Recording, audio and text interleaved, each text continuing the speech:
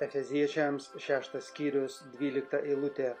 Nes mes grūmėmės ne su kūnu ir krauju, bet su kunigaikštystėmis, valdžiomis, šio amžiaus tamsybių valdovais ir dvasinėmis blogio jėgomis danguje.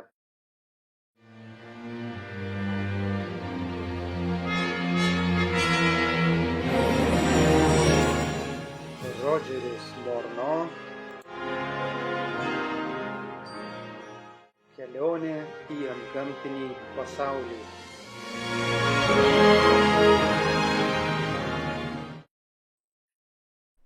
Dvyliktas skyrius.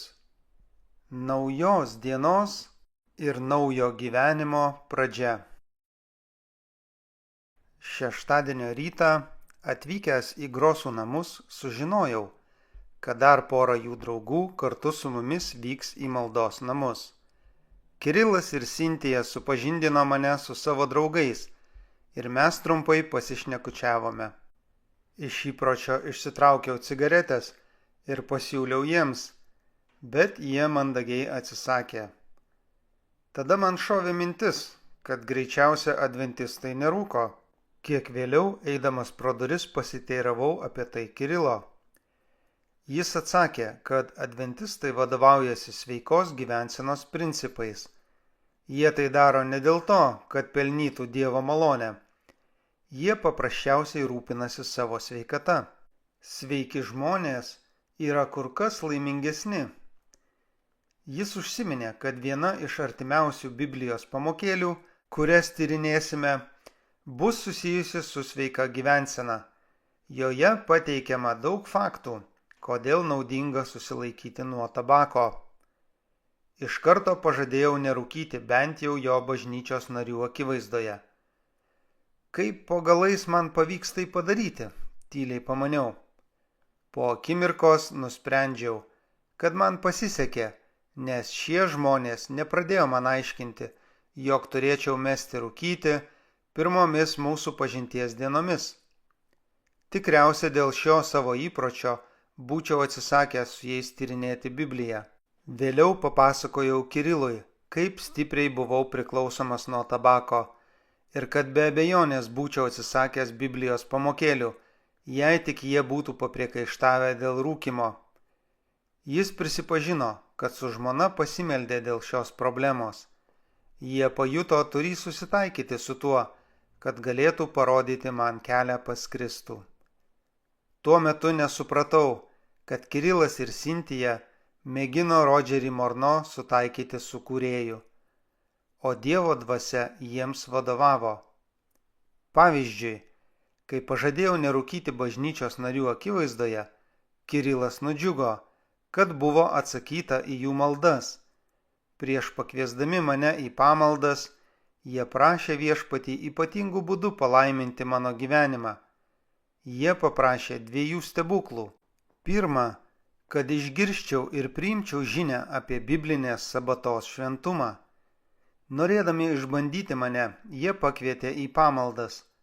Mano sutikimas turėjo būti ženklas, kad Dievas vykdė atpirkimo stebuklą. Antra, jis turėjo išvaduoti mane nuo potraukio tabakui. Kaip Dievas nuostabiai atsakė į jų maldas.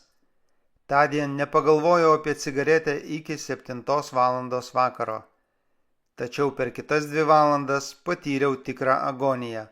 Tokio jausmo dar nebuvau patyręs. Tai privertė mane pripažinti, kad man reikalingas išgelbėtojas, kuris padarytų stebuklą ir išvaduotų mane iš nikotino vergijos, nes tabakas buvo persismelkęs į kiekvieną mano ląstelę. Vienas 1946 spalio rytas pradėjo nuostabų šeštadienį Monrealyje, Kanados valstijoje. Gamta alsavo gyvybę, oras buvo gaivus, o šviesūs saulės spinduliai, besiskverbiantys pro medžių šakas, apipylė žemę tūkstančiais bučinių. Tądien miestas atrodė linksmesnis. Visur aplink save matėme mylinčio Dievo rūpestingumo įrodymus. Mintise kartodamas ką tik perskaitytas rašto eilutes apie pasaulio sukūrimo sabatą, supratau, kad ši diena man turi naują reikšmę. Aš, spiritistas, ėjau su žmonėmis, kurie šventė sabatą į adventistų bažnyčią. Mano draugai dar nežinojo, kad pamažu traukiausi iš puolusio Liuciferio, jų pikčiausio priešo, garbintojų gretų. Vos prieš kelias dienas paskutinį kartą turėjau reikalų su dvasiomis. Prisiartinęs prie maldos namų nustebau, nes beveik visi šaligatvio ėję žmonės pasukdavo maldos namų pusėn. Kažkoks nepažįstamasis maloniai pasveikino mane atvykus į sabatos mokyklą ir padavė informacinį bažnyčios lapelį. Netoliese pamačiau lentyną su periodiniais leidiniais ir brošiūromis. Priėjau ir paėmiau vieną spausdinį. Įėjęs į maldos namų salę, buvau apstulbintas lankytojų gausos. Atsisėdau ir ėmiau skaitinėti gautą leidinį. Jame radau išsamią informaciją apie bažnyčios globojamas organizacijas ir jų veikimo sferas. Salėje tuo metu grojo švelni muzika. Sabatos mokykla prasidėjo draugišku pasveikinimu. Pirmą kartą besilankantiems žmonėms efektingiausia ir informatyviausia yra pamaldų dalis prieš Dievo žodžio tyrinėjimą. Pamačiau, kaip žmonės aukojasi artimo labui. Biblijai tyrinėti buvo skirta apie 40 minučių.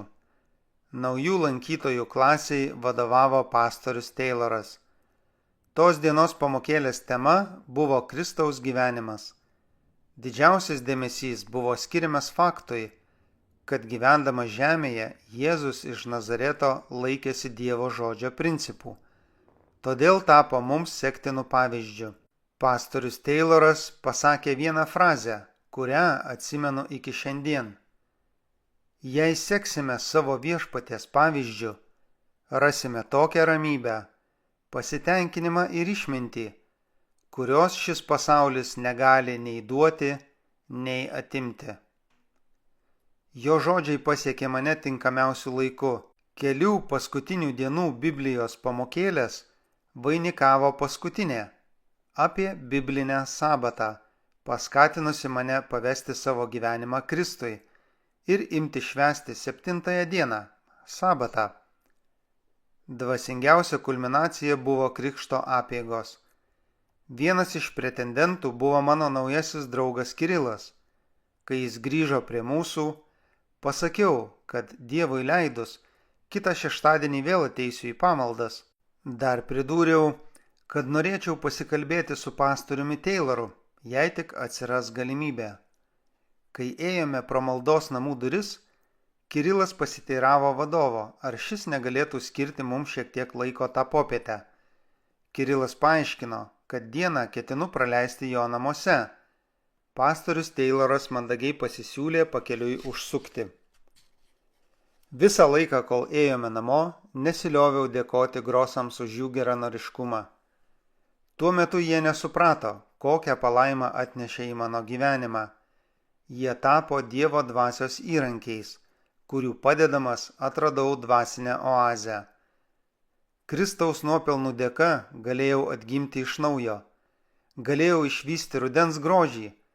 Galėjau gėrėtis krintančiais lapais. Apie 14:30 atvyko pastorius Tayloras. Netrukus ėmėme kalbėtis religinėmis temomis. Užsiminiau, kad pastarąją savaitę tyrinėjame Bibliją. Jis pasidomėjo, kiek buvo pamokėlių ir kokias temas ištyrinėjome. Paminėjau keletą temų ir pridūriau, kad turėjome daugiau nei 20 Biblijos pamokėlių. Prisimenu tą akimirką, lyg tai būtų atsitikę vakar.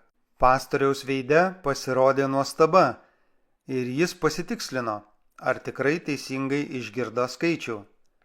Kai patvirtinau, kad teisingai, jis tarė: Ar galite pasakyti, kas paskatino jūs taip intensyviai tyrinėti Bibliją? Tiksliai neatsimenu, kokią priežastį įvardijau, bet atsimenu, kad nustebau dėl jo reakcijos, man pasakius, kiek Biblijos pamokėlių jau buvome praėję. Maniau, kad bet kas susidūręs su Biblijos tiesomis tokiomis aplinkybėmis kaip aš, būtų lygiai taip pat atkakliai tyrinėjęs šventąjį raštą.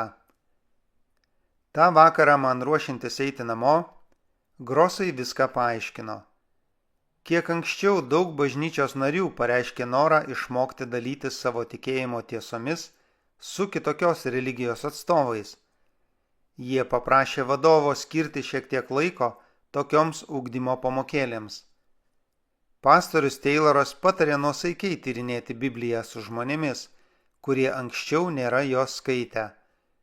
Jis pabrėžė, kad vienos ar dviejų Biblijos tyrinėjimo pamokėlių per savaitę turėtų pakakti, kad žmogus turėtų laiko įsisąmoninti ir įvertinti gautas žinias. Pastorius buvo teisus, siūlydamas pamažu atsargiai supažindinti su tikrosiomis tiesomis. Tik mano atvejis buvo kitoks ir Dievo dvasia paskatino Grosus elgtis taip, kaip man buvo palankiau.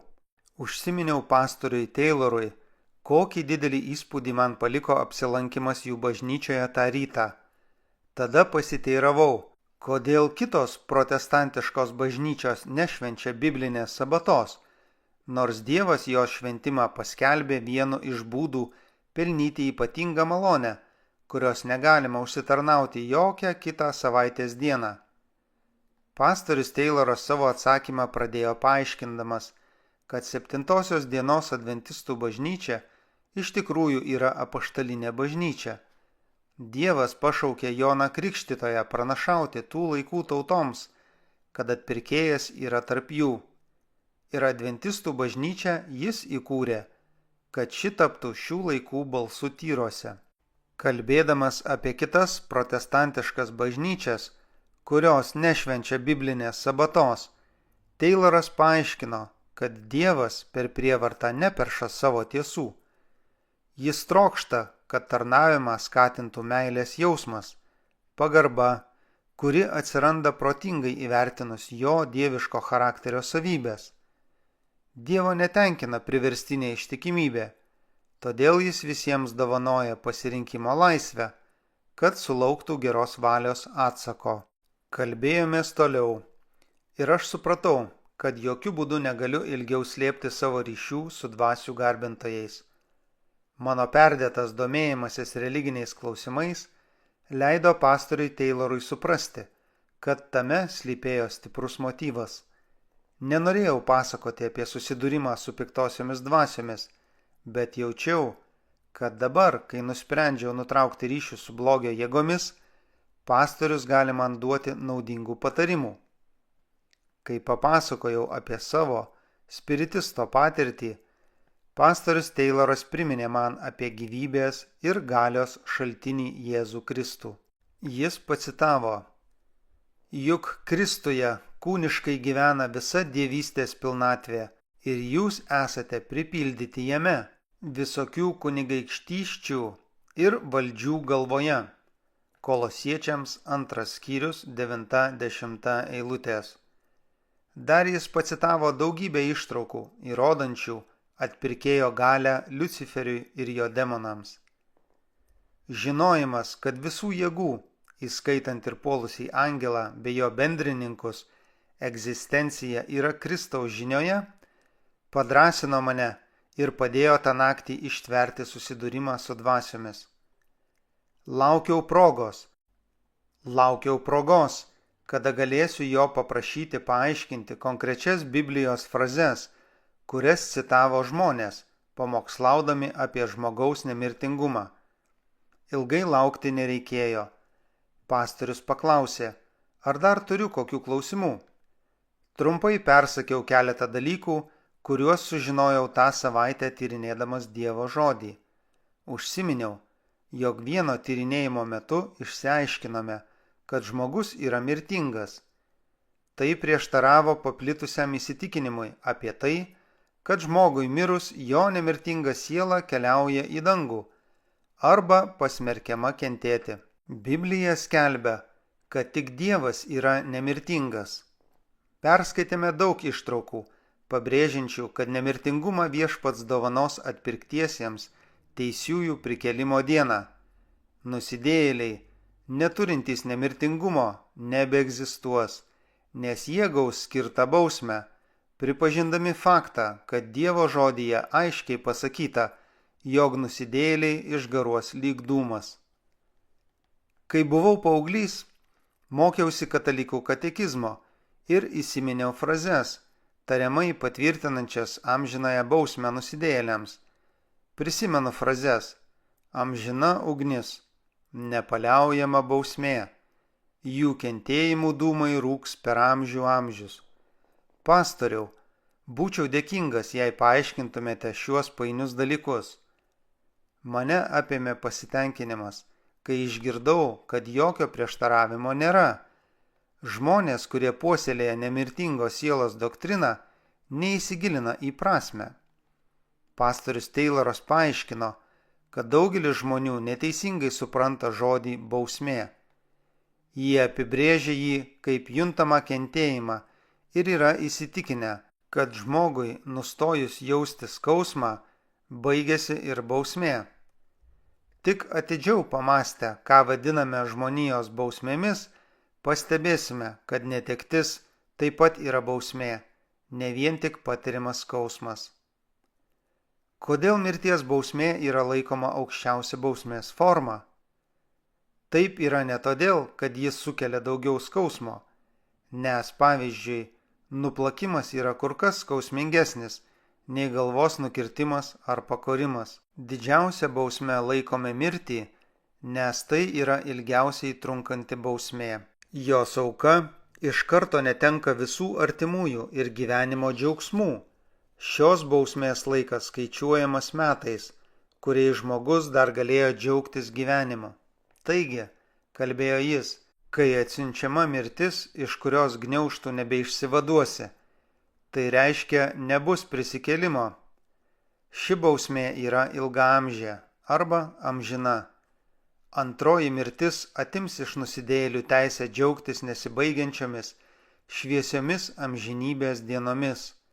Atpirktųjų gyvenimas bus amžinas, taip pat nusidėjėlių praradimas arba bausmė bus amžina. Pastoriau, įsiterpiau, vertinu jūsų nuosaikų kalbėjimą šią temą. Nenoriu naudotis jūsų geranoriškumu, bet gal galėtumėte viską paaiškinti plačiau. Jau daug laiko šis klausimas man neduoda ramybės.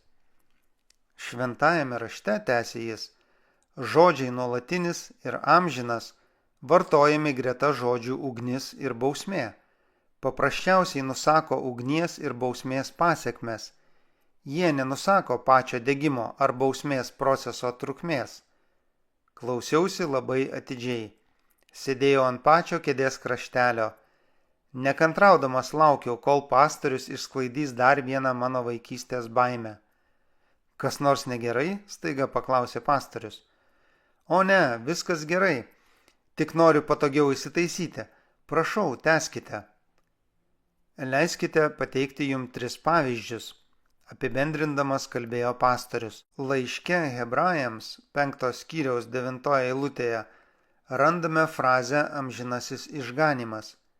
Ji kalba apie amžinas ir nuolatinis išganimo pasekmes, ne apie patį išganimo procesą, vis besitęsiantį ir niekaip nesibaigiantį. O toliau, 6 skyriaus 2 eilutėje, kalbama apie amžinąjį teismą. Vėlgi, tai nereiškia, kad teismas vyks amžinai. Tai reiškia, kad jis apims visą žmoniją, jo sprendimai bus galutiniai ir turės amžinas pasekmes. Ir pagaliau, 9 skyriuje 12 eilutėje, kalbama apie amžinąjį atpirkimą. Kalbama ne apie atpirkimo procesą, kurio metu užimsime atperkamųjų poziciją, bet taip ir nebūsime galutinai atpirkti. Kalbama apie atpirkimą, kuris amžiams išlaisvins mus iš nuodėmės ir mirties gniaužtų. Tayloro teigimu, amžina ugnis Biblijoje reiškia ugnį, kuri palieka amžinas ir neišnykstančias pasekmes. Judo laiško 7 eilutėje pasakyta, kad Sodoma ir Gomora kentėjo amžinos ugnies bausmę. Apaštalas Petras sako, kad Dievas pasmerkė šios miestus, paversdamas pelenais Sodomos ir Gomoros miestus, davė pavyzdį ateities bedieviams. 2 Petro laiškas, 2 skyrius, 6 eilutė. Mane sužavėjo tai, kaip Biblija paaiškina pati save.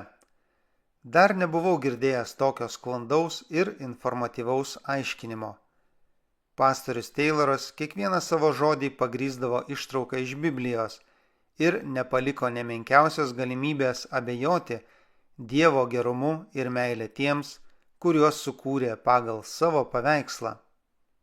Vis dėlto, vienas teiginys įskiepytas religinių pamokėlių metu tebeslypėjo manyje. Akimirką dvejojau, ar klausti. Pamaniau, kad jis greičiausiai nepajėgs man atsakyti. Nusprendžiau, jei jis pajėgtų man atsakyti, tai visam laikui įtikintų mane, kad Viešpats iš tiesų yra mylintis Dievas. Pastoriau, ką reiškia rašto žodžiai? Jų kentėjimų dūmai rūks per amžių amžius. Apreiškimų knygos 14 skyrius 11 eilutė. Patogiai įsitaisiau kėdėje ir susidomėjęs laukiau jo atsakymo. Pastorius Tayloras paaiškino, kad šventasis raštas žodžiais amžinas ir amžinai apibūdina reiškinius, kurie trunka ilgai arba neribotą laiko tarpą. Pavyzdžiui, žodžiais amžinas amžinai Biblijoje apibūdinama žydų kunigystė, Mozės įsakymai, viešpatavimas Kanaano žemėje, kalnai ir kalvos, žemė, vergo tarnystės laikas. Abu žodžiai reiškia trukmę ar laiko tęstinumą, kurio ribos priklauso nuo konkrečių objektų prigimties. Kalbant apie dalykus, kurie rašte apibūdinami kaip neturintys pabaigos, minėtieji žodžiai reiškia būties amžinybę. Kai šiais žodžiais apibūdinami dalykai turintys pabaigą, jų reikšmė yra atitinkamai ribota. Jis iliustravo savo teiginį keletų šventojo rašto eilučių.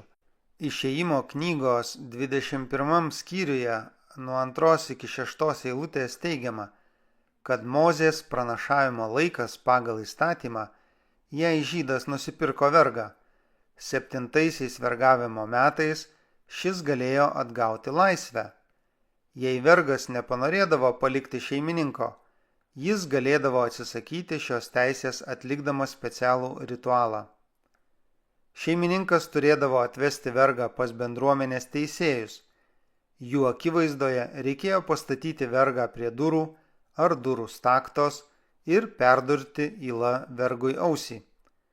Tada vergas tarnaudavo jam visą gyvenimą, kituose vertimuose per amžius. Redakcijos pastaba. Šiuo atveju terminas per amžius galėtų reikšti trukmę nuo vienos dienos iki daugelio metų, priklausomai nuo to, kiek gyvens tas asmuo. Pastorius Tayloras pateikė dar vieną citatą.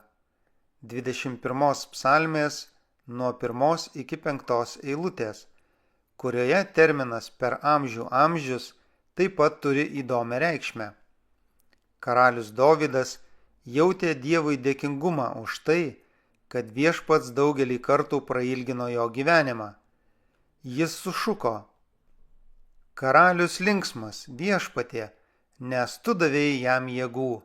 Jis džiūgauja, nes tu suteikei jam pergalę.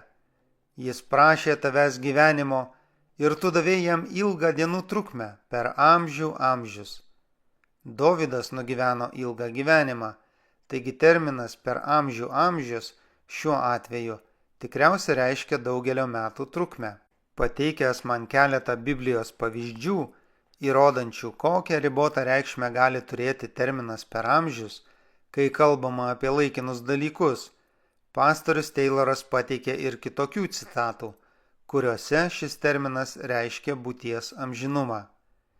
Danieliaus knygos 2 skyriuje parašyta, kaip pranašas išaiškino karaliaus Nabukadnecaro sapną, kuriame jis regėjo didžiulę statulą. 44 eilutė skelbia: o anų karalių dienomis dangaus Dievas įkurs karalystę, kuri niekada nebus sunaikinta, o pati tvers amžinai. O 7 skyriuje teigiama: aukščiausiojo šventieji gaus karalystę ir paveldės karalystę amžinai ir per amžių amžius. 18 eilutė. Šventajame rašte aiškiai užtikrinama, kad Kristaus karalystė įkurta žemėje gyvuos amžinai ir teisieji gyvens per amžius. Taip pat Biblijoje aiškiai pasakyta, kad nusidėjėlių egzistencija baigsis antrąja mirtimi ugnies ir sieros ežere. Apreiškimo knygos 21 skyriaus 8 eilutė. Šios Biblijos tyrinėjimo pamokėlės metu juodas nežinomybės debesis išsisklaidė, dingo abejonės. Vadinamosios paslaptys kėlusios sumaištį mano katalikų tėvų galvose, kai jie bandė suderinti mylinčio Dievo asmenybę su amžinų kančių doktrina, ištirpo kaip sniegas nuo kaitrios tropikų saulės. Įsitikinau, kad Dievo žodis neprieštarauja pats savo. Staiga apie 19 valandą pajutau nenumaldamą troškimą užsirūkyti. Labai nustebau, nes supratau, kad nerūkiau visą dieną. Net nepagalvojau apie cigaretę. Nusprendžiau, kad taip atsitiko, nes tą dieną mano galva buvo užimta religiniais klausimais. Taigi, padariau išvadą, kad galiu išmesti tabaką iš galvos, jei užsiimsiu gerais dalykais. Tęsėme diskusiją apie dvasinius dalykus. Iškėliau klausimą, kuris ilgai nedavė man ramybės. Man didelę nuostabą kėlė tai, kad pastorius visus savo atsakymus pagrįsdavo rašto citatomis. Vis dėlto troškimas užsirūkyti stiprėjo. Organizmas reikalavo cigaretės. Seilės burnoje taip sutrištėjo, kad pasidarė sunku kalbėti. Šnervės ėmė degti kaip peršalus. Po keleto minučių pasijutau pavargęs. Vis bandžiau patogiau įsitaisyti. Galiausiai ėmė skaudėti galvą. Tai nutikdavo labai retai. Skausmas persmelkė visą galvą ir net kaklą. Primiktinai prašiau, kad pastorius Tayloras su mumis būtų kuo ilgiau. Diskutavome apie dvasinius dalykus iki 8:30 vakaro. Vos jam išvykus, iškart prisidegiau cigaretę ir apie valandą be perstojo rūkiau. Dideliai mano nuostabai, visi fiziniai negalavimai praėjo. Ta vakarą su Grosais dar ištyrinėjome Biblijos pamokėlę sveikos gyvensenos tema, kuri analizavo ir rūkimo klausimą. Supratau, kad buvau šio sveikatą žalojančio įpročio vergas. Nutariau tuoj pat atsikratyti šio įpročio.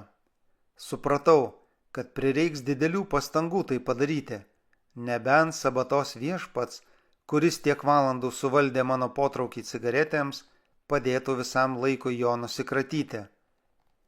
Netrukus padėkojau savo draugams ir patraukiau namo. Važiuodamas tramvajumi, mąsčiau apie dienos įvykius, ypač apie rūkimą. Ir supratau, kad turiu ne vieną galingą priešą. Tuo pat metu sugalvojau planą, kuris, mano įsitikinimu, turėjo padėti išsivaduoti iš tabako priklausomybės. Pastorius Tayloras pabrėžė, kokią didelę atperkamąją galią turi Kristaus kraujas, pralietas ant Golgotos kalno.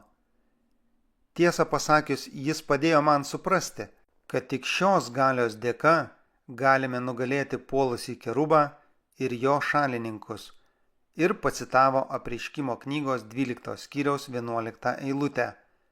Bet jie nugalėjo jį avinėlio krauju. Ta vakarą namo grįžau apie 11:30. Prie mano durų buvo prikabintas raštelis. Jame buvo parašyta, kad paskambinčiau Rolandui, nesvarbu kaip vėlu bebūtų. Šis reikalas turės palaukti, pamaniau. Įėjęs vidun pastebėjau, kad dvasios nešvaistė laiko veltui. Kambarys buvo sujauktas. Jau buvau pripratęs prie neįprastų reiškinių, todėl tai manęs neišgąsdino. Pirmiausia, iš sieninės spintos išsiėmiau 3 cigarečių pakelius ir padėjau ant stalo. Tada atsiverčiau Bibliją ties Evangelijos pagal Matą 27 skyriumi ir perskaičiau nuo 24 iki 54 eilutės apie nukryžiavimą. Padėjęs atverstą Bibliją ant cigarečių, atsiklaupiau prie stalo ir ėmiau pasakoti apie savo problemas vyriausiajam kunigui.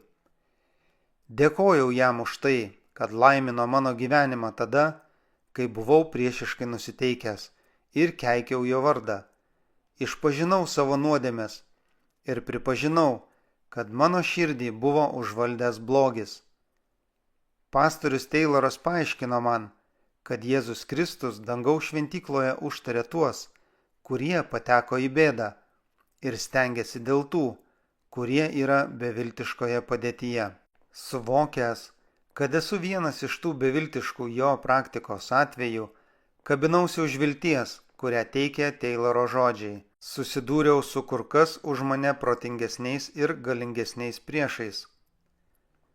Dėkodamas Viešpačiui už padrąsinimą, pripažinau, kad jo meilės galia atbaidė demonus. Todėl panorau atiduoti savo gyvenimą į jo rankas ir tarnauti jam pagal jo valią. Tada galėsiu džiaugtis Viešpatyje švęsdamas sabatą. Žiūrėdamas į cigarečių pakelius tariau: Viešpatie Jėzau, padėk man išsivaduoti iš šio galingo priešo valdžios. Padėk nusikratyti jo pančių, kaip šiandien įrodėjai galįs tai padaryti. Padėk atsikratyti šio liguisto potraukio. Dar šiek tiek pasikalbėjęs su Viešpačiu, padėkojau, kad mane išklausė ir dar kartą padėkojau už suteiktas palaimas. Atsistojęs paėmiau cigaretes ir nusinešiau į tualetą. Atplėšiau, sudraskiau ir nuleidau į kanalizaciją visus pakelius. Nuo to laiko nepaėmiau nė vienos cigaretės ir neturėjau jokio noro vėl rūkyti. Jėzaus meilė padarė nuostabų stebuklą. Kas vyko toliau tą šeštadienio naktį, skaitėte pirmame skyriuje.